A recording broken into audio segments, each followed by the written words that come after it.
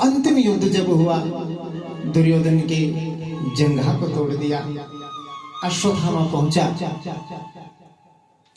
अश्वत्थामा ने कहा, मित्र मेरी बात का बुरा नहीं मानना आपने। आपके जितने भी सेनापति थे वो शरीर के साथ तो आपके साथ लड़ रहे थे, लेकिन मन से सब पांडवों के साथ, सब पांडवों के साथ है। और मित्र, यदि ये शुभ अवसर मुझे प्राप्त हुआ होता तो लगता है मेरे विचार से एक भी पांडव जीवित ना होता। अब मित्र, तुम इस मृत्यु की शैया पर लेटे हो, करा रहे हो इस धरती पर लेटे लेटे। मेरा ये कर्तव्य बनता है कि तुम मेरे मित्र भी हो और गुरु भाई भी हो। तुम्हारी कोई इच्छा? बंधुओं, मृत्यु के निकट क्षणों में भी दुर्योधन क्या सोच रहा है, सुनना बात। अश्वत्थामा से कहता है, मित्र हम 100 भाई थे, एक नहीं बचा, और वो 5 भाई थे, एक भी नहीं मरा। एक भी मर जाता तो मेरे मन को कुछ तसल्ली होती, मेरे मन को कुछ सुख प्राप्त होता, मैं खुशी खुशी मर जाता यदि एक भी कोई मर जाता। सोच रहा है मृत्यु के अंतिम क्षणों में दुर्योधन कि कोई शत्रु पांडवों को मारकर उनके सर ले आता तो मुझे बड़ा सुख प्राप्त होता। मित्र, अभी मैं जीवित हूं, आधा राज्य में उसे दे देता। इस प्रकार कराहता हुआ बार बार यही बात दोहरा रहा है, यही बात दोहराता है कि कोई पांडवों को मार देता। और याद रखना बंधुओं, मोह का इससे बड़ा उदाहरण नहीं मिल सकता आपको। सबसे बड़ा उदाहरण है भाई जी कि प्राणांत के निकट क्षणों में भी मोह नहीं छूट रहा दुर्योधन का। और इसी भाव को भी गोस्वामी तुलसी बाबा बता रहे हैं कि मोह मूल बहु शूल प्रद त्याग हूं तम अभिमान। के जो मोह होता है ना, ये सबसे बड़ा शूल, दर्द देने वाला, एक मीठी पीड़ा देने वाला होता है। अंत समय में भी मोह नहीं छूटता है ना, तो हृदय को बड़ी पीड़ा होती है। सभी जीवों की बंधुओं, हम सभी की यही दशा है और यही व्यथा है जैसी दुर्योधन की है। याद रखना, जिसका मोह नहीं छूटा वही दुर्योधन है वास्तव में। अंतिम श्वास तक तेरा मेरा नहीं जाता, और जिसका अंतिम श्वास तक मेरा और तेरा नहीं छूटता, याद रखना बंधुओं, वास्तव में वही दुर्योधन है। हाँ मेरा घर, हाँ मेरी पत्नी, हाँ मेरे बच्चे, हाँ मेरा पैसा, हाँ मेरा शरीर, हाँ मेरी पीड़ा, इन सब से ऊपर उठकर ही कृष्ण चरणों से प्रेम करना, यही सबसे बड़ी रीति है और यही सबसे बड़ी प्रीति भी है। बोलो गोविंद भगवान की। जब ये कहा तो अश्वत्थामा ने हाथ में तलवार उठाई, धनुष बाण उठाया और कहा, मित्र ये काम तुम्हारे लिए मैं करके दूंगा, ये कार्य मैं करके दूंगा। और रात्रि में ही पांडवों के शिविर में पहुंच गया। भगवान तो अंतर्यामी है ना बंधुओं, वो तो जानते हैं। जो संपूर्ण हृदय से, अपने मन से, अपनी वाणी से, अपने कर्म से, तीनों रूप से जो अपने आप को भगवान के चरणों में समर्पित कर देता है, तो भगवान तो उसकी रक्षा करते हैं ना जी। दुर्योधन बड़े भाव के साथ पांडवों से कहा, अर्जुन से कहा, युधिष्ठिर से कहा, नकुल से कहा, सहदेव से कहा, माता कुंती से कहा, द्रौपदी से कहा, चलो जमुना विहार करके आते हैं। युद्ध के अंतिम क्षणों में थोड़ा सा जमुना जी के किनारे चलते हैं, टहलते हैं, शायद मन को शांति प्राप्त हो जाए हम लोगों को। तो भगवान श्री कृष्ण 5 पांडवों, द्रौपदी माता कुंती को साथ लेकर जमुना जी के किनारे चले गए। जमुना जी के किनारे घूम रहे हैं। इतनी देर में अश्वत्थामा हाथ में तलवार, धनुष बाण लेकर पहुंचा। कहां? जहां पर पांडवों का शिविर था। देव योग से आज पांडवों के वो पांचों पुत्र, जहां पर प्रतिदिन पांडव सोते थे, वहां पर पांडवों के वो पांचों पुत्र लेटे हुए थे, सोए हुए थे। हे सनकादि, हे शौनकादि ऋषियों, सबसे बड़ी बात यह है कि उस शैया पर जो लेटे हुए पांच पुत्र थे, वो देखने में शक्ल से, सूरत से और सीरत से, शरीर से संपूर्ण रूप से पांडवों की ही तरह दृष्टिगोचर होते थे। रात्रि का अंधेरा बहुत गुप्ता, उसने सोचा कि पांडव सोए हुए हैं। अपनी तलवार निकाली, पहले तो तलवार से मारने का सोचा, लेकिन मन में विचार हुआ कि कहीं ये सब जाग न जाएं। अपने धनुष पर प्रत्यंचा चढ़ाई, बाण का संधान किया। एक ही धनुष से 5-5 बाण उसने छोड़े, पांचों पांडवों के उन पुत्रों का वध कर डाला। और जब पास जाकर देखा, देखकर ही आज इस अश्वत्थामा के पैरों तले जमीन खिसक गई। और जब इसने देखा कि ये पांडव नहीं, ये तो पांडव पुत्र हैं, ये मुझसे क्या अनर्थ हो गया, अब मैं दुर्योधन को क्या मुंह दिखाऊंगा। लेकिन फिर मन में विचार किया, देखिए दुष्ट की दुष्टता, मन में विचार किया कि यदि अपने मित्र को पांडवों के सर नहीं दिखाऊंगा तो वो तड़प तड़प के मर जाएगा, पूरे जीवन में उसे सुख प्राप्त नहीं हुआ। देखो क्या सोच रहा है, अंत समय में थोड़ा सुख तो प्राप्त हो। अपनी तलवार निकाली और उन पांचों पुत्रों का सर धड़ से अलग कर दिया। महाराज सर धड़ से अलग करके एक वस्त्र उठाया, उस वस्त्र में पांचों पांडवों के पुत्रों के पांचों सर रखे, उसकी गठरी बनाई, अपने कांधे पर उठाई, भागा दुर्योधन के पास।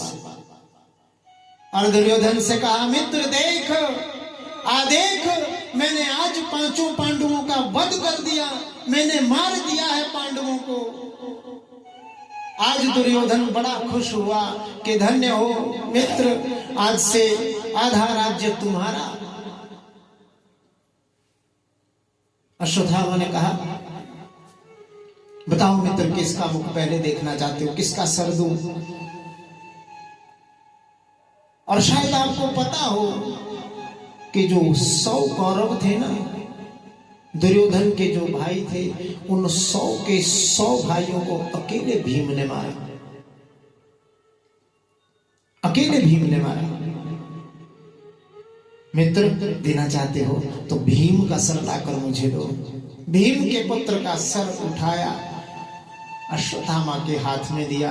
अश्वत्थामा ने भी मुख से भीम चिल्लाया, और जैसे ही उसे दबाया, जैसे एक हल्का सा गुब्बारा जोर लगाने से फूट जाता है, वैसे ही वो सर उसके हाथ में पिचक गया। और दुर्योधन ने कहा, अश्वत्थामा, तूने मेरे साथ छल किया है, तूने मेरे साथ कपट किया है। पूरे जीवन भर दुर्योधन के साथ सभी ने कपट किया, आज मेरा अंतिम समय आया है और तूने अंत समय में भी मेरे साथ छल किया, कपट किया। बता ये सिर किसके, किसके सर ले आया अश्वत्थामा, बता। अश्वत्थामा ने कहा, मित्र आज मुझसे बहुत बड़ा अपराध हो गया। बोले कैसा? ये पांडवों के सर नहीं मित्र, ये पांडव पुत्रों के सर हैं। और जैसे दुर्योधन को ये ज्ञात हुआ कि ये पांडव पुत्रों के शीश हैं, आज दुर्योधन ने कहा, मित्र मैं क्या कहूं, तूने तो वो अपराध किया है, तूने तो वो पाप किया है जिसका क्षमादान कभी तुझे मिल नहीं पाएगा, जिसका क्षमादान तुझे कभी मिलेगा नहीं। यहाँ तक कि मैं दुर्योधन भी तुझे कभी इस बात के लिए क्षमा नहीं करूंगा, क्योंकि मेरी शत्रुता तो केवल पांडवों से थी, मेरी शत्रुता पांडव पुत्रों से नहीं थी। अरे तूने तो इन्हें मारकर कुरुवंश में हम सभी को जलांजलि देने वाला नहीं छोड़ा, कोई पिंडदान देने वाला भी नहीं रहेगा। ये तूने क्या कर दिया अश्वत्थामा? ये कहते हुए आज दुर्योधन ने हाथ जोड़ लिए, हाथ जोड़कर कहा, कि सभी दिश दिक्पाल सुने, सभी प्रत्यक्ष अप्रत्यक्ष देवता सुने, मैं दुर्योधन ये बात कहता हूं और सत्यता से कहता हूं कि मेरा द्वेष, मेरी शत्रुता केवल पांडवों से थी, मेरी शत्रुता और किसी के साथ नहीं थी। ना तो मुझे इसका शोक है और ना ही मुझे इस बात का दुख है। मैंने जो अंत समय में जो अश्वत्थामा ने कार्य किया है, इस कार्य में मैं बिल्कुल भी संलिप्त नहीं था। ये कहते कहते आज दुर्योधन ने अपने प्राणों का परित्याग कर दिया। अश्वत्थामा को भी जब ये लगा कि मैंने 5 पुत्रों को मार दिया है, अब अर्जुन मुझे नहीं छोड़ेगा, अब अर्जुन मुझे नहीं छोड़ेगा। और ये कहते ही अश्वत्थामा जैसे भगवान शंकर के भय से एक बार सूर्य भागे थे, वैसे ही आज अश्वत्थामा भी अर्जुन के भय से भागा, अपने रथ पर सवार हुआ और वायु वेग से भागने लगा। इधर जब आश्रम अपने शिविर में पांडव पहुंचे और जब देखा कि केवल धड़ ही धड़ पड़े हैं पुत्रों के, सर तो सब गायब हैं, और जब देखा उन पांडव पुत्रों को बाण लगे हैं, उन बाणों को जैसे ही देखा, भीम अर्जुन भगवान श्री कृष्ण उन बाणों को देखकर पहचान गए कि ये बाण अश्वत्थामा के हैं। ये अवश्य ही कृत्य अश्वत्थामा ने किया है। भगवान श्री कृष्ण अर्जुन को साथ लेकर रथ पर सवार हुए और रथ पर चढ़कर अर्जुन ने प्रतिज्ञा करी, द्रौपदी जिसने तेरी गोद सूनी की है उसका वध करके मैं तेरे चरणों में उसे डाल दूंगा। ये मैं संकल्प लेता हूं, मैं ये वचन करता हूं, मैं ये प्रतिज्ञा करता हूं। भगवान श्री कृष्ण ने से कहा, हे पार्थ, हे भगवान शीघ्र चलिए, आज मुझे अश्वत्थामा का वध करना है। वायु वेग से अश्वत्थामा के पीछे भगवान श्री कृष्ण और अर्जुन रथ पर सवार हुए जाने लगे। आगे जाकर जब अश्वत्थामा के घोड़े भी थक गए, मूर्छित होकर घोड़े जब जमीन पर पड़ गए, अश्वत्थामा भागने लगा। जब वो स्वयं भी थक गया, मुनि व्यास के आश्रम में अश्वत्थामा पहुंचा। व्यास जी के आश्रम में जैसे पहुंचा, सभी अर्जुन और भगवान श्री कृष्ण भी वहां पहुंचे। अश्वत्थामा से कहा, अश्वत्थामा ये तुमने क्या किया? अश्वत्थामा जानता था कि अर्जुन मुझे छोड़ेगा नहीं, तो अर्जुन के प्रहार करने से पूर्व ही अश्वत्थामा ने ब्रह्मास्त्र का प्रयोग किया। भगवान ने अर्जुन से कहा, अर्जुन ये ब्रह्मास्त्र का प्रयोग कर चुका है दुष्ट, इसका तोड़ केवल ब्रह्मास्त्र ही है, तुम भी ब्रह्मास्त्र का प्रयोग करो। जैसे ही ब्रह्मास्त्र छोड़ा, ऋषि व्यास की कृपा से उन दोनों शस्त्रों को शांत किया गया। शांत करके आज अर्जुन ने अश्वत्थामा को पकड़ा और घसीटता हुआ द्रौपदी के पास ले गया। बोलो गोविंद भगवान की। और जैसे ही लेकर गया, उसे जैसे ही द्रौपदी के पास घसीटते हुए जाकर फेंका। आज अश्वत्थामा की ये दशा देखकर द्रौपदी की आंखों में भी आंसू आ गए। के मुच्यताम मुच्यताम ऐशा ब्राह्मणों नितराम गुरु। हे स्वामी आप इसे छोड़ दो, मुच्यताम मुच्यताम ऐशा, ये ब्राह्मण है और वास्तव नितराम गुरु के तुल्य है, इसे नहीं मारना। अर्जुन ने कहा, अभी तो मारना चाहती थी, अब कहती हूं इसे नहीं मारना। ऐसी विपरीत भाषा क्यों बोल रही हो प्रिय, क्यों नहीं मारना? द्रौपदी कहती है, स्वामी आज जैसे मैं अपने पुत्रों के वियोग में रो रही हूं ना, ऐसे ही अश्वत्थामा की माता कृपी वो भी अपने पुत्र के वियोग में रोने लगेगी। और ध्यान रखना स्वामी, जिनसे आपने शिक्षा ग्रहण की, आज आप धनुर्विद्या के प्रकांड एकमात्र धनुर्वेद को जानने वाले अर्जुन कहलाते हो, सर्वश्रेष्ठ धनुधर कहलाते हो। आप उन्हीं गुरु की कृपा से बनते हो जिनका ये पुत्र है, इसलिए इसे छोड़ दो, इसे मारना नहीं। भीम कहता है नहीं मैं तो मारूंगा। युधिष्ठिर जी महाराज कहते हैं नहीं नहीं, मैं द्रौपदी की बात से सहमत हूं, इसको नहीं मारना, बिल्कुल नहीं मारना। कोई कहता है मारो, कोई कहता है छोड़ो। इस कश्मकश में, इस चिंता में अर्जुन जी महाराज स्तब्ध खड़े रह जाते हैं। मैं क्या करूं, क्या ना करूं, भगवान से पूछते हैं सभी। भगवान ने कहा अर्जुन के ब्रह्म बंधुर्न हन्तव्या आतताई वदार्हण मय्यो भई मामनांतम परिपाह्य अनुशासनम। ये बात सत्य है अर्जुन कि ब्रह्म बंधु न हंतव्या, जो ब्रह्म बंधु होते हैं, ब्राह्मण होते हैं, उन्हें नहीं मार सकते, लेकिन यदि आताताई हो जाए तो उसे छोड़ना भी नहीं चाहिए। ये बातें दोनों मैंने कह रखी हैं। मई वो भई मामनांतम, ये सब बातें मैंने कह रखी हैं। परिपाही अनुशासनम, मैंने तुम्हें अनुशासन की शिक्षा दे रखी है। जैसा अच्छा लगता है, उचित लगता है वो करो। गीता का उपदेश दे रखा है भगवान ने अर्जुन को, तो जानने के भगवान क्या कहना चाहते हैं। भगवान कहते हैं अर्जुन, तुमने जो द्रौपदी को सांत्वना देते हुए प्रतिज्ञा की थी ना, वो भी सत्य हो जाए, और साथ में वो भी करो जो भीमसेन, द्रौपदी और मुझे प्रिय लगे। इसलिए मैंने तुम्हें अनुशासन की शिक्षा दे रखी है। और बंधु याद रखना, अर्जुन ने अपने बड़े भैया से पूछा इसे क्या सजा मिलनी चाहिए, इसको क्या दंड मिलना चाहिए।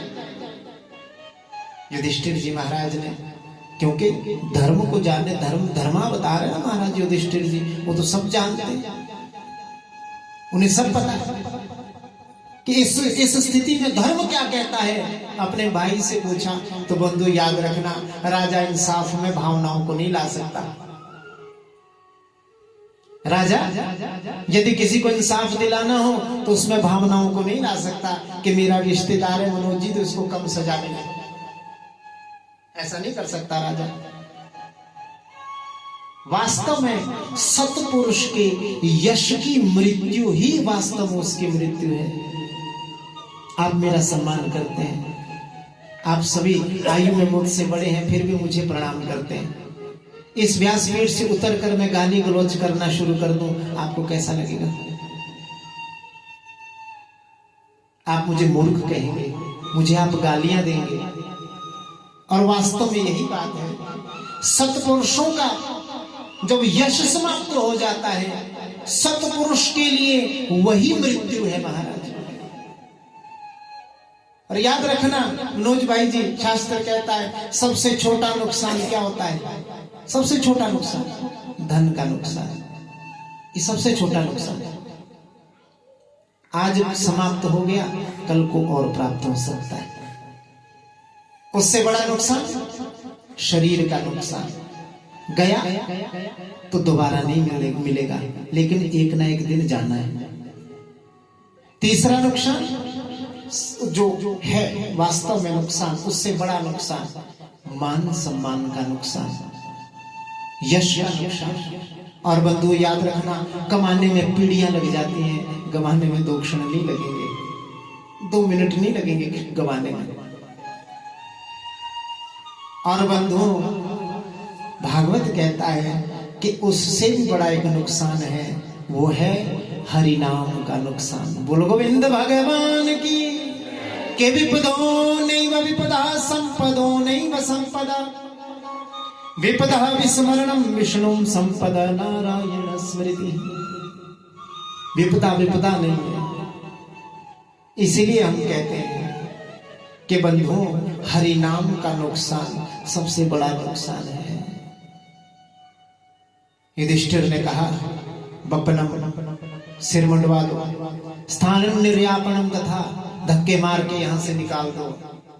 एष ही ब्रह्म बंधुना वधो नान्यो अस्ति दैहिका, यही ब्राह्मण का वध कहा गया है, दैहिक वध ब्राह्मण का नहीं किया जा सकता। बोलो गोविंद भगवान की। जब वो अपना अपमान याद करेगा तो उतनी बार रोएगा महाराज। जितनी बार अपना अपमान याद करेगा यश वाला व्यक्ति, उतनी बार वो रोएगा, उतनी बार उसे कष्ट होगा। सिर मुंडवा दिया, धक्के देकर अश्वत्थामा को वहां से निकाल दिया। धक्के देकर जब अश्वत्थामा भागा निकला, फिर मन में एक गांठ बन गई। उसने मन में विचार किया कि मेरा इतना अपमान किया, मैंने पांडव पुत्रों का तो वध कर ही दिया है, और मैं पूरे वंश का ही विनाश कर दूंगा। आपने धनुष पर बाण का संधान किया और मन में सोचा कि अब ऐसा कौन है जिससे पांडवों का वंश ही समाप्त हो जाएगा। तो देखा उत्तरा का जो गर्भ है, उस गर्भ में अभिमन्यु का पुत्र अंश अभी पल रहा है। उत्तरा के गर्भ को संधान करते हुए ब्रह्मास्त्र का संधान किया, ब्रह्मास्त्र छोड़ा। ऐसा भी वर्णन आता है कि जब वो अस्त्र छोड़ा तो अश्वत्थामा ने चिल्ला चिल्लाकर भगवान श्री कृष्ण के सामने कहा, पांडवों के सामने कहा कि मैं आपके वंश का ही नाश कर दूंगा। मैं जिन वंश को बचाने के लिए आपने इतना प्रयास किया ना, मैं उस वंश का ही विनाश कर दूंगा। ऐसा वर्णन आता है कि भगवान श्री कृष्ण ने भीम जी महाराज को आदेश देकर जब उसने ये ब्रह्मास्त्र का संधान कर दिया उत्तरा के गर्भ पर, फिर उसे बड़ा कष्ट हुआ कि ये मुझसे क्या हो गया। भगवान से क्षमा मांगने लगा, लेकिन भगवान ने कहा कि अश्वत्थामा, तुम इतने नीच और निर्लज्ज व्यक्ति हो जिसकी छाया तक व्यक्ति को अशुद्ध कर देगी। जाओ, तुम अपने बचने का प्रयास करते हो ना, तुम क्या सोचते हो कि उत्तरा के गर्भ में जो अभिमन्यु का अंश पल रहा है तुम उसको मार दोगे? और यदि तुमने उसे मार दिया तो क्या तुम ये सोचते हो कि उसे कोई जीवित नहीं कर सकता? ये कृष्ण उसे जीवन दान देगा। और हे अश्वत्थामा, और तुम्हें मैं श्राप देता हूं, तुम समय की चरम सीमा तक, सोचना क्या कहा कि तुम समय की चरम सीमा तक अपने इस शरीर के और अपने इस किए हुए कुकर्म के बोझ को ढोते रहोगे। और जहां तुम्हारे माथे पर ये मणि चमक रही है ना, वहां पर एक घाव होगा जो सदैव रिश्ता रहेगा, दुखता रहेगा, और तुम्हें सदैव इस बात की याद दिलाता रहेगा जो तुमने कुकर्म किया है। भीम जी महाराज के द्वारा उस मणि को निकाल लिया जाता है। ऐसा वर्णन आता है भाई जी महाभारत आदि ग्रंथों में। वो जो शर छोड़ा था, वो ब्रह्मास्त्र छोड़ा था उत्तरा के गर्भ के लिए, तो उत्तरा भी भागी भागी भगवान के चरणों में आई के पाहि पाहि महायोगिन देव देव जगतपते नान्यं त्वद् भयं पश्ये यत्र मृत्यु परस्परम।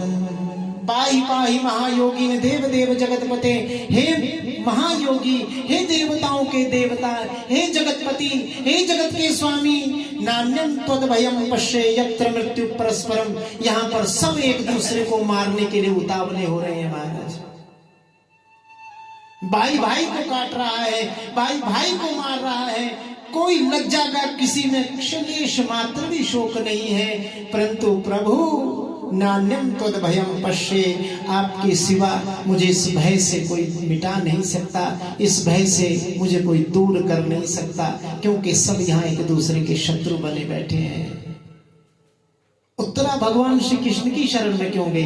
किसी और की शरण में क्यों नहीं गई? पांडवों की शरण में चली जाती।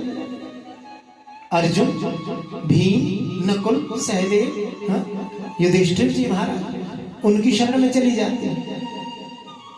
भगवान श्री कृष्ण की शरण में क्यों गई? क्योंकि माता कुंती ने कह रखा था और द्रौपदी ने भी बता रखा था कि पुत्री, भरी सभा में जब मुझे निर्वस्त्र किया जा रहा था, द्रौपदी ने कहा कि भरी सभा मुझे जब निर्वस्त्र किया जा रहा था तो मेरे पति भी मेरी रक्षा को नहीं आए, मेरी रक्षा को आया तो कौन? वो टेढ़ी टांग वाला गोविंद श्री कृष्ण वासुदेव द्वारकाधीश भगवान। बोल गोविंद भगवान की। इसलिए तुम्हारे जीवन में कोई संकट आए, तुम्हारे जीवन में कोई कष्ट आए, तो किसी और की शरण में नहीं, ठाकुर की शरण में जानो महाराज। बोलो गोविंद भगवान की। केवल ठाकुर की शरण में जाना, वही तुम्हें उस भय से, उस डर से, उस पीड़ा से मुक्त कर सकते हैं, और कोई मुक्त नहीं करेगा। और यही कहती हुई आज उत्तरा भगवान श्री कृष्ण की शरण में आई। और याद रखना बंधु, जो अनन्य भाव से भगवान को समर्पित हो जाता है ना, उसके योग क्षेम की व्यवस्था भगवान स्वयं करते हैं। उसे किस चीज की कब क्या आवश्यकता है, भगवान सारी आवश्यकताएं उसकी पूर्ण करते हैं। गीता में भगवान कह रहे हैं ना अर्जुन से कि अनन्यास चिंतयन्तो माम ये जना पर्युपासते तेषां नित्याभियुक्तानां योगक्षेमं वहाम्यहम्। जिसके रोम रोम में कृष्ण बसे हैं, जिस द्रौपदी के, जिस उत्तरा के कण कण में, क्षण क्षण में कृष्ण बसे हैं, जिसके हर व्यवहार में कृष्ण बसे हैं, आज वो उत्तरा भगवान की शरण में आई। और याद रखना, अंतिम शरण भगवान की ही होगी। और वास्तव में अंतिम शरण भगवान की ही है। जीवन में कोई कष्ट आए, जीवन में पैसे की कमी हो, जीवन में सुख की कमी हो, जीवन में श्रद्धा की भी कमी हो, किसी भी चीज की कमी हो, समाज की ओर नहीं जाना, साधना की ओर जाना, भगवान की ओर जाना, भगवान के पास बैठकर रोना, भगवान के पास बैठकर कहना, क्योंकि यही काम आएंगे। और यदि जीवन भर ये सब नहीं रहा, सारा शरीर कृष्ण में हो जाए, मुख से निकले कृष्ण, आपकी जीवा कहे कृष्ण, आपके कान सुने कृष्ण, आपकी आंखें देखें कृष्ण, आपके हाथ पूजा करें कृष्ण के, आपके चरण तीर्थाटन करें, तो देखो जीवन कैसे सुंदर होता है। उत्तरा ने कहा, प्रभु अभिद्रवती मामीशं शरस्तप्ता यशो प्रभो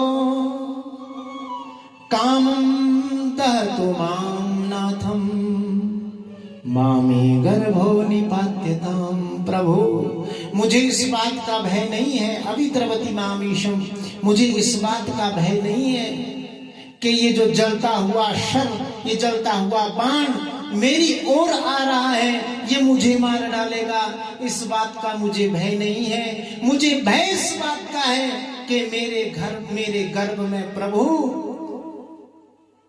मेरे गर्भ में कुरुवंश का दीपक है, कहीं वो दीपक बुझ ना जाए। और कौन ऐसी माता होगी बंधुओं जो अपनी संतान को सुरक्षित नहीं रखना चाहती, अपनी जान देकर, मातृशक्ति भारतवर्ष के अपने प्राण देकर अपनी संतान की रक्षा करती है। वो चंडी बन जाती है, वो दुर्गा बन जाती है, वो महाकाली बन जाती है, वो महिषासुरमर्दिनी बन जाती है अपनी संतान की रक्षा के लिए। तो आज क्या उत्तरा दासिनी बन सकती भगवान की? उसे पता है कि गोविंद ही मेरे इस गर्भ की रक्षा कर सकते हैं, तो आज गोविंद की शरण में आ गई। भगवान ने भी देखा, अपना एक छोटा सा सूक्ष्म रूप बनाया, उत्तरा के गर्भ में प्रवेश किया, उस गर्भ में नन्हे से उस बालक की रक्षा की, सुदर्शन चक्र से उसकी रक्षा की। और बंधुओं याद रखना, धन्य है भारत की माताएं, धन्य है भारत की माताएं बहनें, जिन्होंने अपने गर्भ में भक्तों को धारण किया, ध्रुव और प्रहलाद के रूप में। धन्य है भारत की माताएं जिन्होंने गर्भ में धारण किया भगवान को राम और कृष्ण रूप में। धन्य है उत्तरा का गर्भ जिसने भक्त और भगवान दोनों को गर्भ में धारण कर रखा है। बोलो गोविंद भगवान की। दो चीजें हर जगह मिलती हैं महाराज, याद रखना मेरी बात को। कहीं आम मिलता है, कहीं नहीं मिलता, कहीं सेब होता है, कहीं पर नहीं होता। हर जगह नहीं होता सेब, आम भी हर जगह नहीं होता, पीपल भी हर जगह नहीं होता। कुछ ऐसी वनस्पतियां, कुछ ऐसे फल हैं जो ऊंचे इलाकों में होते हैं, वो धरातल वाले समतल भूमि पर नहीं होते। लेकिन याद रखना, एक मृत्यु हर जगह आती है और कृष्ण कृपा हर जगह आती है। चाहे समुद्र की गहराई हो, चाहे पर्वत की ऊंचाई हो, उत्तरा के गर्भ में मृत्यु भी आई अश्वत्थामा के बाण के रूप में, और कृष्ण कृपा भी मिली महाराज। बोलो गोविंद भगवान की। इसीलिए हम तो कहते हैं महाराज, इसको क्या बेस्ट सर्विस है महाराज, इससे बड़ी सर्विस कोई नहीं। ठीक बोल रहा हूं? वागद गदा द्रवते यस्य चित्तम रुदत्य वीक्षणं हसति क्वचिच्च विलज्ज उद्गायति नृत्यति च मदभक्ति युक्तो भुवनं पुनाति। वागद गदा द्रवते यस्य चित्तम, यदि भगवान का नाम लेकर वाणी गदगद ना हो, रुदत्य वीक्षणम, कभी मन करे कि खूब रो, कभी मन करे कि मैं खूब हंसूं, हंसती क्वचिच्चा, विलज्जा, सारी लज्जा छोड़ दो, कौन क्या कहेगा, उद्गायति, गाना शुरू कर दो, नृत्यति, नाचना शुरू कर दे, मद भक्ति युक्तो भुवनम पुनाति। यही पागल भक्त के लक्षण है महाराज। लोग भक्त को पागल ही बोलते हैं। वृंदावन में बाबा हुए ना, पागल बाबा, रिक्शा चलाते थे, रिक्शा, और रिक्शा चलाते थे, शाम को बांके बिहारी के पास जाते थे, बिल्कुल निर्लज्ज होकर भगवान का भजन गाते, नाचते कूदते हैं। और आज कौन है जो ऐसा पागल बाबा को नहीं जानता? पागल बाबा का मंदिर देखना आपने जाकर वृंदावन है। यही तो भक्ति का लक्षण है कि सब कुछ छूट जाए, केवल गोविंद याद रह जाए। नामदेव जी महाराज का नाम सुना किसी ने? नामदेव जी महाराज वृंदावन बहुत प्यारे संत हुए, भुवन भाई जी।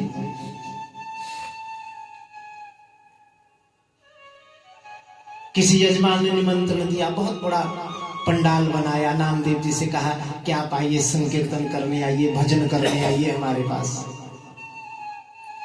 बहुत बड़ी व्यवस्था की, बहुत बड़ा पंडाल, ऊंचा पंडाल बनाया, नामदेव जी महाराज को बुला लिया। नामदेव जी महाराज आ गए, बैठ गए, विराजमान हो गए आसन पर। ढोलक वाला भी है महाराज, तबले वाला भी है, हारमोनियम वाला, कैसियो वाला, मुरली वाला है, सारी व्यवस्था जुड़ी है वहां पर है। अब जैसे ही शुरू करने से पूर्व क्या करते हैं, थोड़ा सा चेक करते हैं।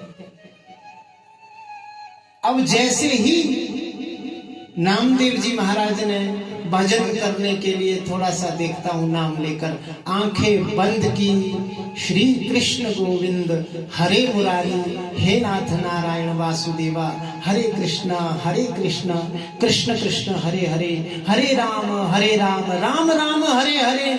जैसे ही इस मंत्र का जाप किया, आंखें बंद हुई, सोई ध्यान लग गया। और ऐसा ध्यान लगा भजन में कि हरे रामा हरे कृष्णा। पहले बैठकर गा रहे थे, फिर खड़े हो गए, फिर आंखें बंद है महाराज, फिर खड़े होकर गाने लगे, फिर कूदने लगे, हरे रामा हरे कृष्णा। कूद गए, जो ऊंचा पंडाल लगा था वहां से नीचे कूद गए महाराज। हरे राम हरे कृष्णा, ऐसी धुन लगी। तबले वाला तबला छोड़कर चला गया, बांसुरी वाला बांसुरी छोड़कर चला गया, हारमोनियम वाला बाजा छोड़कर चला गया महाराज। लाखों हजारों लोगों की भीड़ थी। लोगों ने सोचा नामदेव पागल हो गया आज। लोगों ने उठना शुरू कर दिया, जाना शुरू कर दिया, भागना शुरू कर दिया। जहां लाखों हजारों लोग बैठे थे, पूरा पंडाल खाली हो गया महाराज, पूरा पंडाल खाली हो गया। अब जिसने पंडाल लगाया था ना, नीचे गलीचे बिछते हैं, लाल हरे पीले। बाबा हरे के ऊपर नाचते तो इधर पीले वाला खींच लेता महाराज। बाबा पीले के ऊपर इधर लाल पर नाचते तो हरे वाला खींच लेता। और ऐसे करते करते जहां 10-20 हजार लाखों लोग बैठे थे वो पंडाल खाली हो गया, सब कुछ खाली हो गया। बाबा शाम तक कीर्तन करने में मदमस्त हो गए। रात्रि हो गई, हरे रामा हरे रामा हरे कृष्णा की धुन ऐसी चली नामदेव जी महाराज के कि रात्रि में जब वो माला टूटी तो आंखें खुली। आंखें खोल कर देखा कि जहां 10-20 हजार लोग थे एक मक्खी भी नहीं थी महाराज। अब नामदेव जी महाराज को बड़ी लज्जा हुई कि मुझसे क्या हो गया। किसी ने कितने प्रेम से मुझे बुलाया था, आज उसका सारा कार्यक्रम समाप्त हो गया। ये मुझसे क्या हुआ। ऐसा कर ही रहे थे तो किसी ने पीछे से हाथ रखा। नामदेव मुड़कर देखा तो बंसीली गोविंद खड़े थे। बोलो गोविंद भगवान की। भगवान ने कहा नामदेव जिसे जाना था वो जा चुका, जिसे रुकना था वो रुका नहीं, जिसे जाना था वो चला गया, जिसे गाना था वो है और जिसे नाचना था वो भी है। तू गा, तेरे साथ ठुमका देकर मैं नृत्य करूंगा। ऐसी अपार श्रद्धा जिनके कण कण में, जिनके क्षण क्षण में, जिनके भक्ति इतनी प्रगाढ़ हो गई, जिन्हें यही ध्यान नहीं, यही भाव मन में केवल है कि मैं केवल गोविंद का नाम ले रहा हूं, तो इससे बड़ी श्रद्धा भक्ति और क्या चाहते हैं। हमसे कुछ लोग कहते हैं कि हम अब क्या कहें मनोज भाई जी, बहुत लोग हमसे कहते हैं। अभी हम कुछ दिन पहले कहीं गए थे तो हमसे कहने लगे कि पंडित जी हमने फलानी चीज की, हम मंत्र जाप करते हैं, हम फलाना मंत्र जाप करते हैं, पर हमें सिद्धि प्राप्त नहीं होती, हमें कुछ मिलता नहीं उसका फल। कुछ सरल सा हो तो वो बताओ। अरे इससे सरल क्या चाहते हो आप? के कलयुग केवल नाम आधारा, सुमिर सुमिर नरा उतरहि पारा। कलयुग में क्या चाहते हो? नाम ही तो आधार है। इससे बड़ा और क्या सरलता चाहते हो? जितना हो सके नाम जप करो, जितना हो सके भगवान का नाम लो। यही कलयुग में पार लगने की स्थिति है और यही पार लगने का सबसे बड़ा मंत्र भी है महाराज। और क्या मंत्रों की उपासना करना चाहते हो? कैसा मंत्र चाहते हो?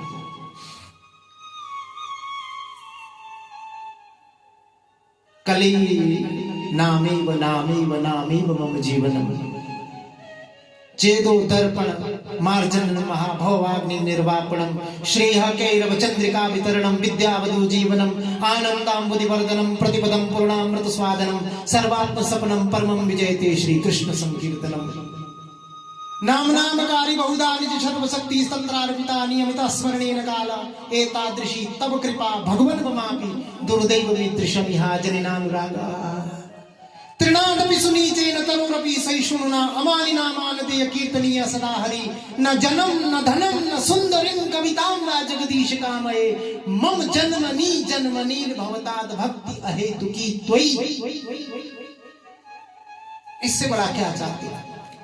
श्री कृष्ण संकीर्तनम। इसलिए हम कहते हैं बंधु,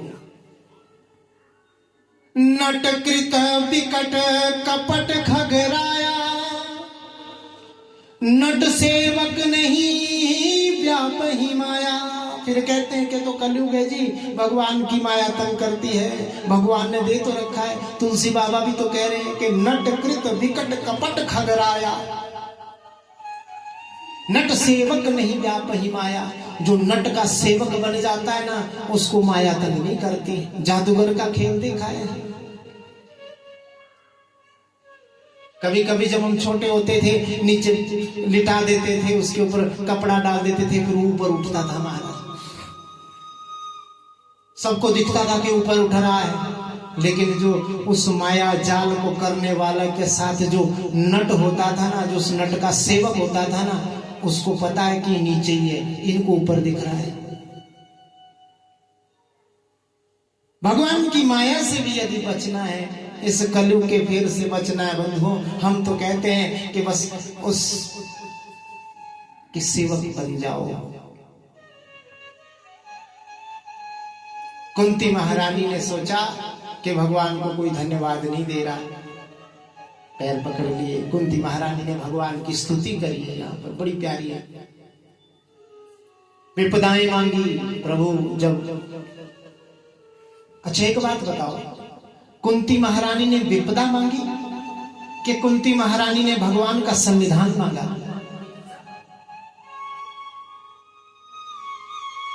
विपदा मांगकर विपदा भी मांगी और विपदा मांगकर भगवान का साथ भी मांगा। विपदा तो मांगी क्योंकि जब तक विपदाएं थी तब तक भगवान के साथ। जब सब कुछ प्राप्त हो गया फिर भगवान जा रहे हैं, फिर भगवान जा रहे हैं भाई जी। तो कुंती ने कहा कि मुझे विपदा दे दो, मुझे कष्ट दे दो, तभी तुम्हारा संविधान मुझे प्राप्त होगा। भगवान रुक गए। सब सोच रहे हैं। युधिष्ठिर ने सोचा कि भगवान मुझसे बड़ा प्रेम करते हैं, मेरे कहने पर रुके। सभी अपने भाव से, अर्जुन सोचता है कि सखा भाव है, मित्र भाव है, भगवान इसलिए मेरे कहने पर रुके। सुभद्रा ने सोचा मेरे कहने पर रुके हैं। सब ने सोचा अपने अपने भाव से मेरे कहने पर रुके हैं, लेकिन कोई नहीं जानता भगवान न किसी के रुकने पर रुकते हैं, न किसी के कहने पर जाते हैं। भगवान अपनी मर्जी से आते हैं और अपनी मर्जी से जाते हैं महाराज। ऐसा ही ना भाई जी? या फिर हमारी भक्ति इतनी प्रगाढ़ हो कि भगवान आए और फिर जब तक हम ना चाहें तब तक ना जा पाए। भागवत भी कह रहा है क्या करोगे भगवान को प्राप्त करके? केवल कृपा प्राप्त कर लो, वही बहुत है।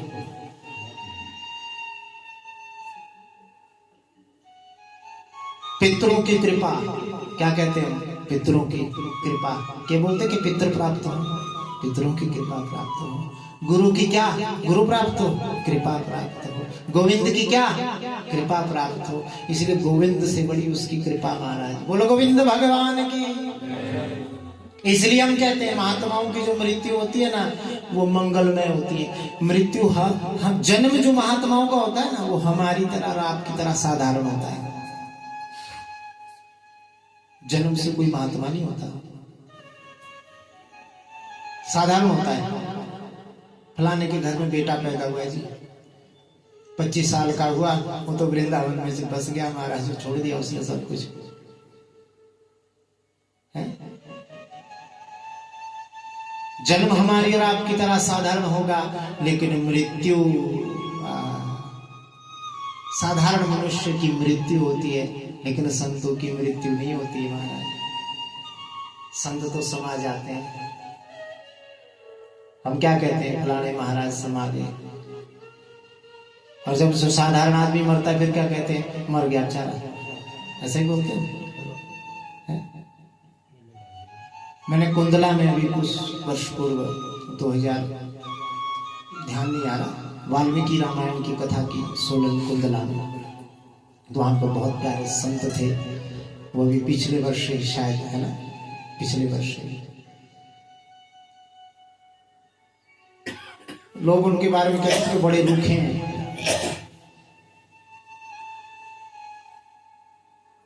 बड़े रूखे हैं जी बाबा जी, ऐसा बोलते थे ना सर, बड़े रूखे हैं।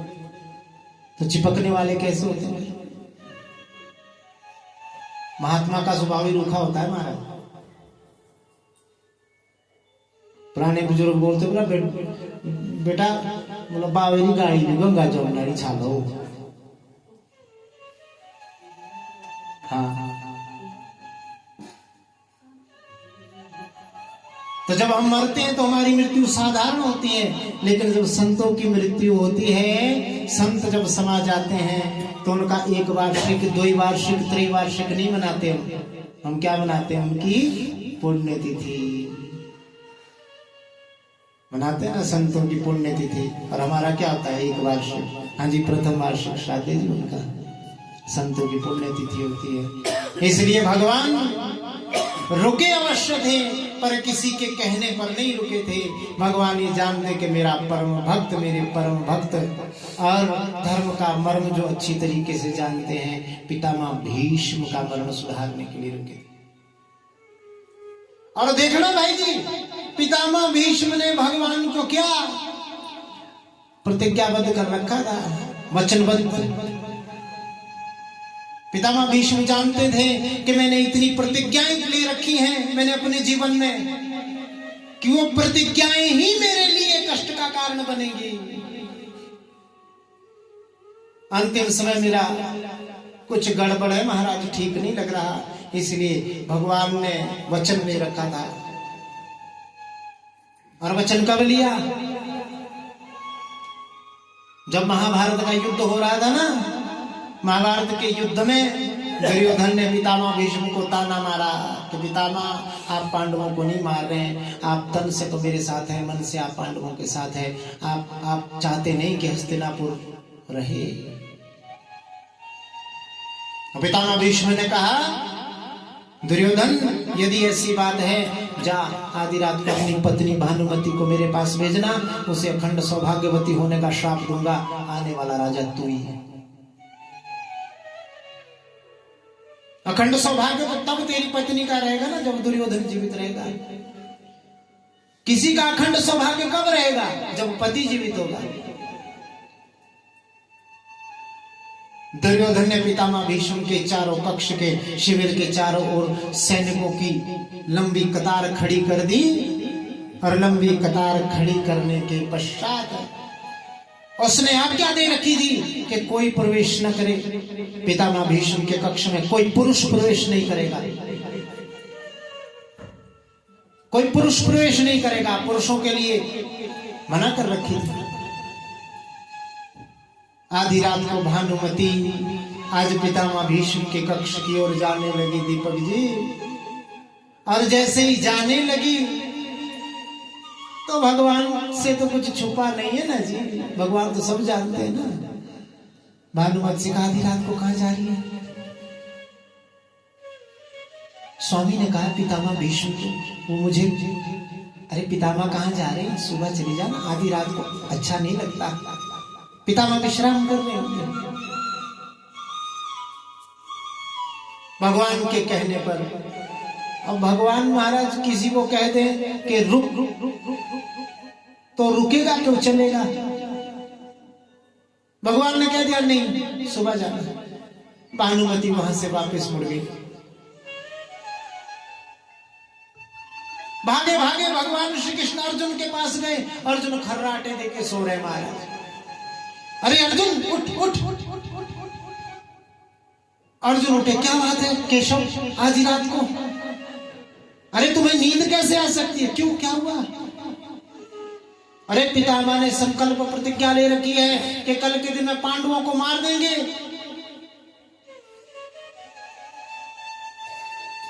और ये संकल्प ले रखा है कि भानुमति को आशीर्वाद देंगे अखंड सौभाग्यवती होने का। फिर तुम्हारे बड़े भैया भीम की प्रतिज्ञा का क्या होगा? यदि पितामह ने ये वचन दे दिया, ये आशीर्वाद भानुमति को दे दिया।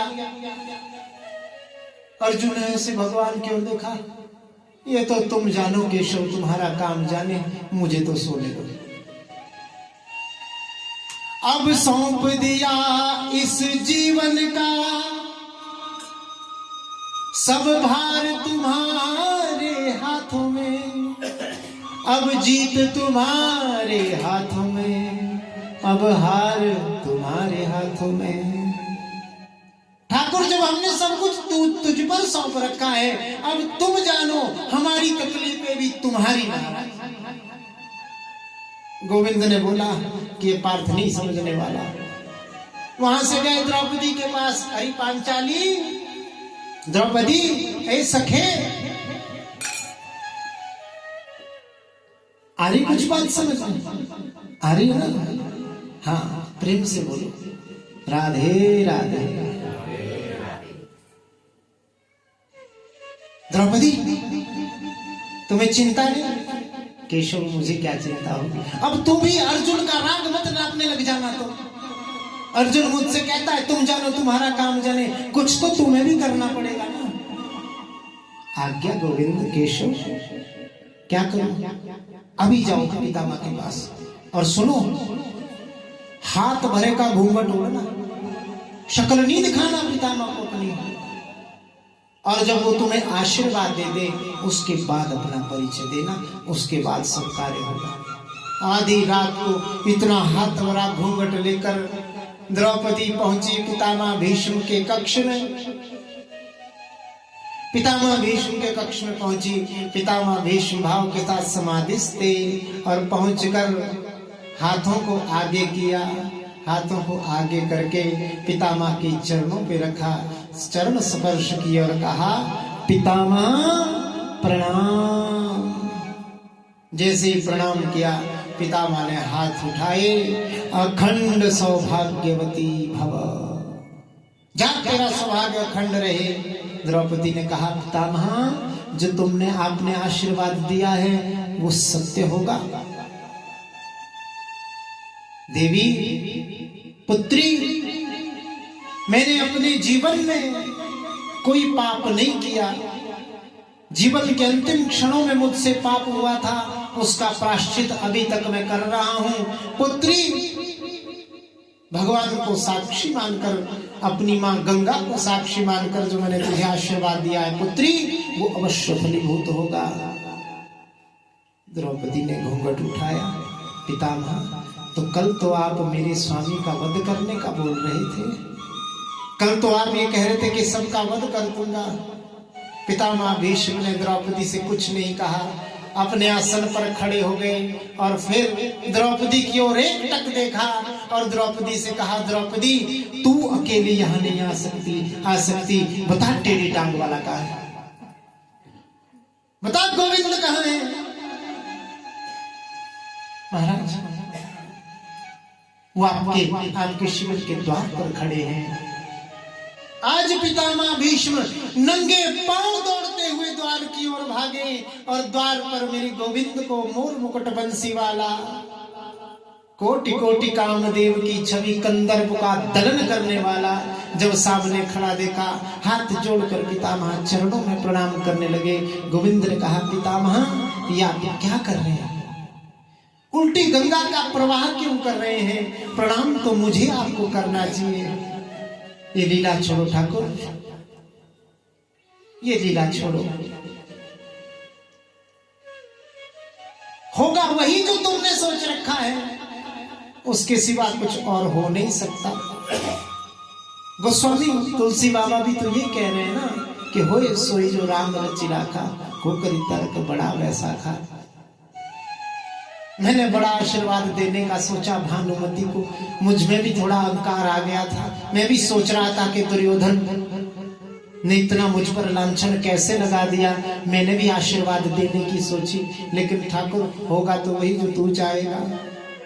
बस गोविंद मुझे अब लग रहा है कि मेरे जीवन के अब अंतिम क्षण है और मुझे ये भी लग रहा है कि सत्य की जीत होगी और युधिष्ठिर सिंहासन पर विराजमान होंगे, लेकिन मैं क्या करूं गोविंद, मैं हस्तिनापुर नरेश के राज सिंहासन से, हस्तिनापुर से बंधा हुआ हूं, मेरी प्रतिज्ञाएं ऐसी हैं कि मैं उसे छोड़ नहीं सकता। इसलिए गोविंद मैं तुमसे एक आशीर्वाद मांगता हूं। क्या?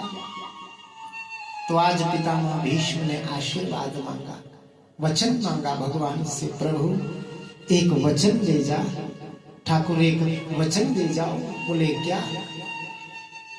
के कृष्ण त्वदीयं पद पंजरान्ते अद्यैव मे विशतु मानस राजहंस प्राण प्रयाण समये कफवात पित्ते कंठावरोधन विधो स्मरणम कुतस्तवे। हे ठाकुर ये अंत समय जब मेरा आएगा, न जाने कैसी मेरी अंतिम स्थिति होगी। मेरा कंठ घुरघुराने लगेगा, मेरा कंठ वात पित्त कफ से क्या पता बंद हो जाए, तेरा नाम ना ले सके। अंत समय कैसा होगा मुझे भी पता नहीं है, इसलिए हे ठाकुर यदि अंत समय में मैं तेरा नाम ना ले सकूं तो अंत समय मेरा मरण सुधारने एक बार जरूर आ जाना महाराज। भगवान ने कहा तथास्तु, जरूर आऊंगा। और यही पितामह भीष्म का मरण सुधारने के लिए, उत्तम लोक की प्राप्ति के लिए आज गोविंद पुनः हस्तिनापुर आए। हस्तिनापुर में आकर सभी पांडवों से कहा चलो, 54 दिनों से शरशैया पर लेटे हुए हैं गोविंद, 54 दिनों से शरशैया पर लेटे हुए हैं पितामह भीष्म। युधिष्ठिर से कहा, क्योंकि युधिष्ठिर जी महाराज को शोक हो गया था, इतना शोक उनका प्रबल हो गया कि वो सोचने लगे कि ये जो युद्ध हुआ है ये सब मेरे कारण हुआ है। ये जो युद्ध हुआ है, इस युद्ध में जितनी माताएं बहनें विधवा हुई हैं, ये सब मेरे ही कारण हुई हैं। उस युद्ध का दोषी अपने आप को मानने लगे। भगवान समझाने लगे लेकिन समझते नहीं। भगवान ने सोचा किसे समझाने वाला तो अभी कुरुक्षेत्र में है जो इसे समझा सकता है। युधिष्ठिर से कहा, भैया अब भरतवंशी सूर्यास्त होने वाला है, जीवन का कुछ सीखना हो तो उनके पास चलो। सारे सभी भाई जी, पांडव भाई, माता कुंती, भगवान श्री कृष्ण, द्रौपदी सभी पहुंच गए। पितामह को प्रणाम किया। पितामह ने से भगवान श्री कृष्ण ने मुस्कुराते हुए हाथ जोड़ते हुए कहा,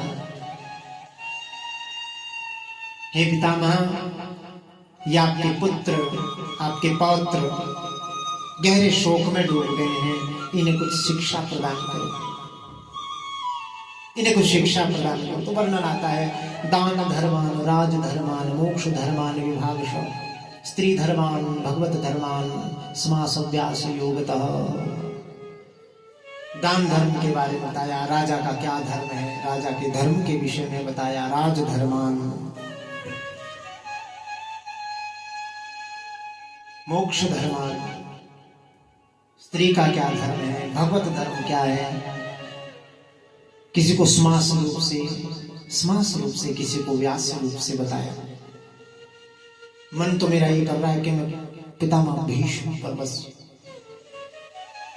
पर कई बार ये समय रोक देता है महाराज। 2-4 बातें सुन ही लो, चाहे 2-4 मिनट ऊपर ही क्यों ना हो, मुझे आनंद आ रहा है कहने। बोलो गोविंद भगवान की। पुत्र, हे पुत्र, हे युधिष्ठिर, हे राजन,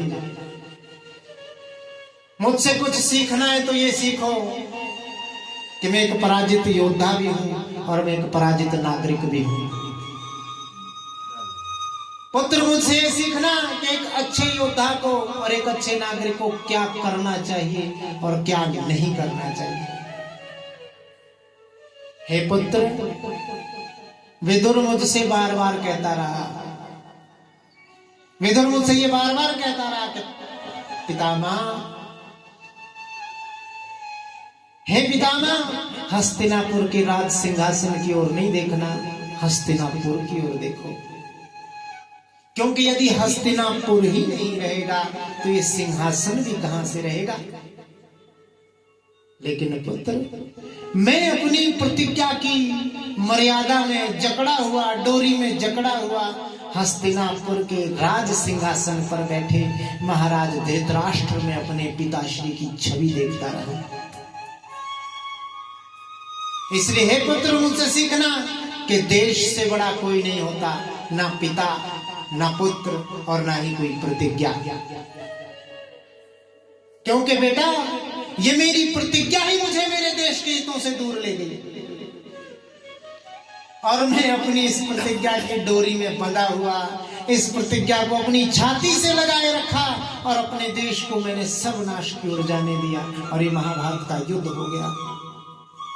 अपनी प्रतिज्ञा के प्रति निष्ठा मुझे देशद्रोह के मार्ग पर ले गई। पुत्र, आज बाणों की शैया पर लेटा हुआ ये एक देशद्रोही है मेरे पुत्र। ये जो बाणों की शैया पर लेटा है ना, ये तुम्हारा पितामह नहीं, ये एक देशद्रोही लेटा हुआ है। पुत्र, हस्तिनापुर के विभाजन का कारण भी मैं ही हूं।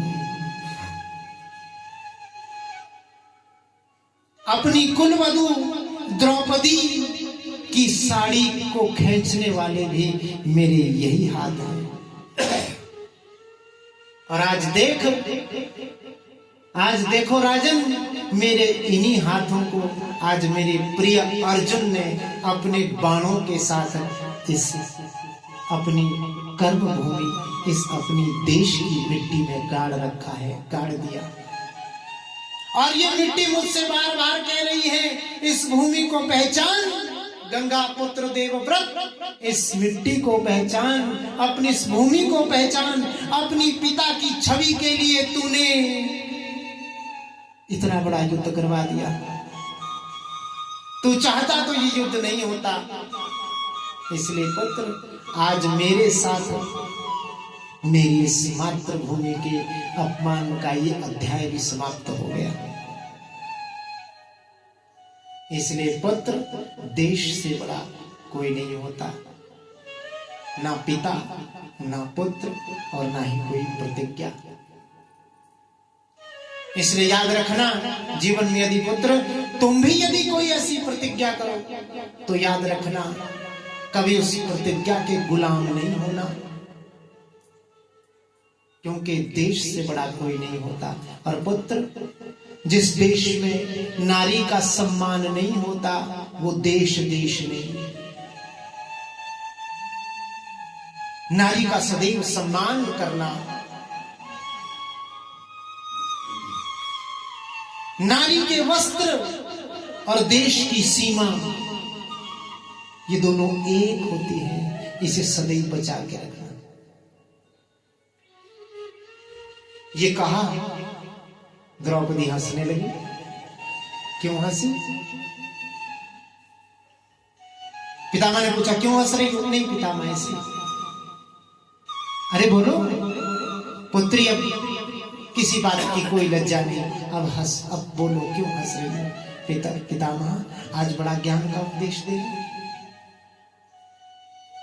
जब दुशासन मुझे निर्वस्त्र कर रहा था, उस समय आपके पास आई थी, मैंने कहा था पितामह,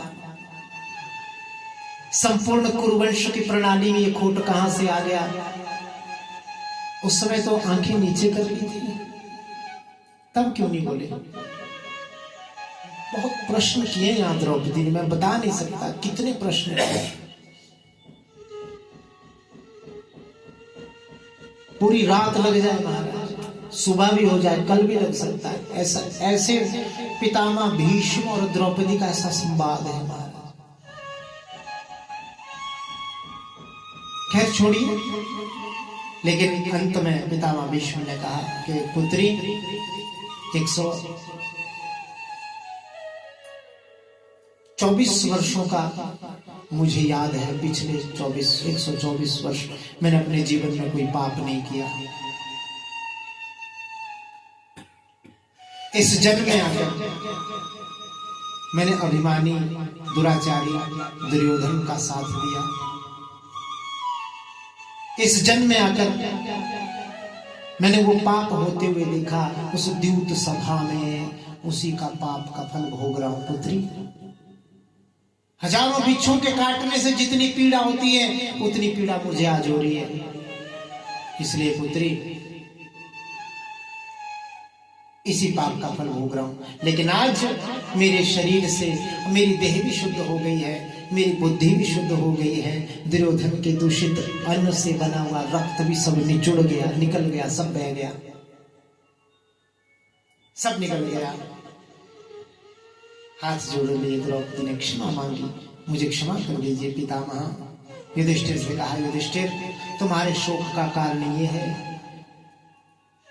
कि तुमने कृष्ण को सूर्यदेह माना है, अपना नहीं माना। इसे अपना मानो, इसे प्रियतम मानो। वृंदावन में गोपी आई, वृंदावन में नास्तिक आया। नास्तिक ने कहा सखी से, पत्थर की पूजा करती हो, पत्थर को पूजती हो है। सखी ने कहा कि सखी इसको पाषाण न कहना, मैंने अपने प्राण दिए हैं। सखी इसको निष्प्राण न कहना, क्यों? मैंने अपने प्राण दिए हैं, इसे मैंने अपने प्राण दिए हैं, इसलिए युधिष्ठिर इसे प्रियतम मानो, इसके मार्ग पर चलो, जो कहे वो सुनो। और इस प्रकार कहते हुए पितामह भीष्म ने कहा, हे भगवान, हे श्री कृष्ण, हे मुरलीधर, अब मैं कुछ नहीं कह सकता, मुझे क्षमा कर दो। मैं जो मैंने कहना था वो मैंने कह दिया। आप भी वचनानुसार मेरा मरण सुधारने के लिए आए। मुस्कुराते हुए गोविंद सामने खड़े हुए। पितामह भीष्म ने भी अपनी मातृभूमि को और अपनी माता श्री गंगा जी को प्रणाम किया। कहा कि हे मातृभूमि, हे माँ गंगे। मातृभूमि से कहा कि मुझे जाने की आज्ञा दो। माँ गंगा से कहा, हे माँ गंगे, मैं आपके पास आ रहा हूँ। प्रार्थना की कि मेरी इस धरती को कभी धूप, छांव, वर्षा की कभी कमी ना हो। इसके वृक्ष सदैव लदे रहें, इसके कमल सदैव खिले रहें, इसकी नव मल्लिकाएं अपनी सुगंध के बिछौने पर सदा बैठी रहें, इसके जलाशय सदैव स्वस्थ रहें, जीवित रहें, और इसकी राजनीति को, इस भारतवर्ष की राजनीति को कभी कोई ग्रहण न लगे। ये कहते हुए धन्य होकर अपनी आंखें से एक टक भगवान श्री कृष्ण को देखा। एक टक आंखों से देखते हुए आंखें बंद की, गोविंद की छवि को अपनी आंखों में समाहित किया। स्तुति भी यहाँ पर पितामह भीष्म ने बहुत की, उसका समय नहीं है। माघ शुक्ल पक्ष की एकादशी तिथि को आंखें बंद करके अपने हृदय में ठाकुर जी के स्वरूप को धारण किया, ओमकार का उच्चारण किया, और भगवान आज पितामह भीष्म के हृदय से एक ज्योति प्रकट हुई और भगवान श्री कृष्ण के चरणों में विलीन हो गई। बोल भक्तवत्सल भगवान की। बंधुओं, श्रेष्ठ वो नहीं होता जो मृत्यु को टालता है, श्रेष्ठ वो होता है जो मृत्यु को सजा देता है।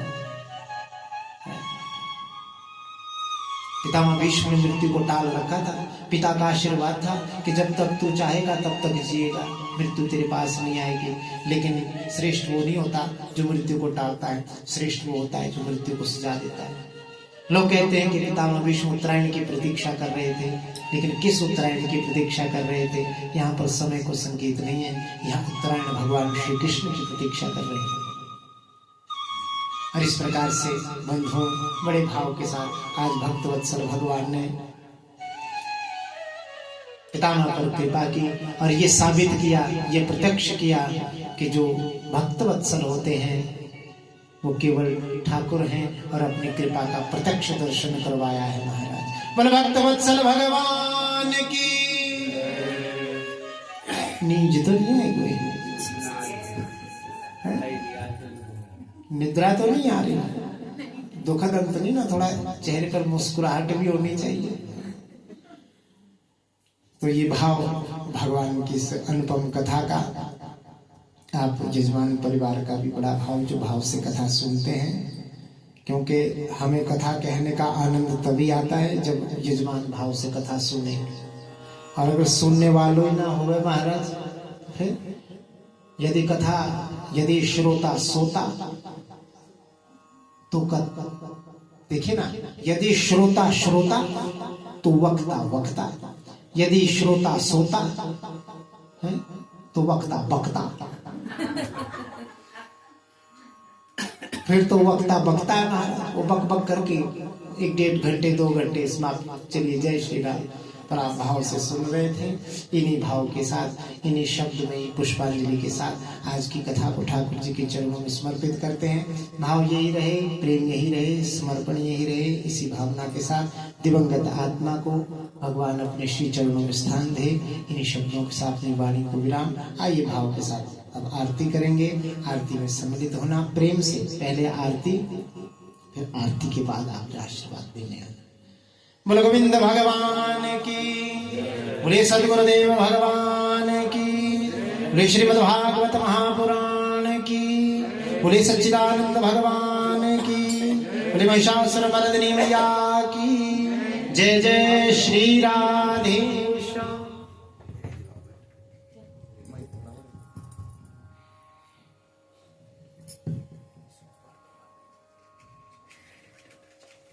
हरि ओम।